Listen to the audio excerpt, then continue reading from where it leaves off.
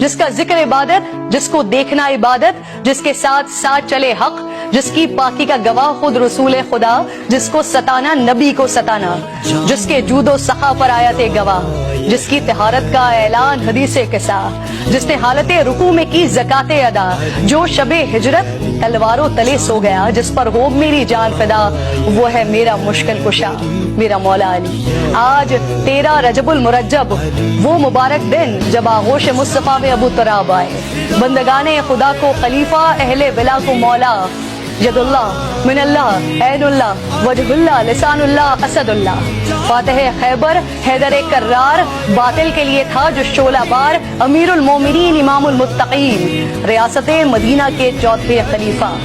حضور نے کہا جسے بہترین بستر مرگ پر بنا جو امین، جس کی شادی کا فیصلہ ہوا عرش بری، 40,000 فرشتے تھے حاضرین۔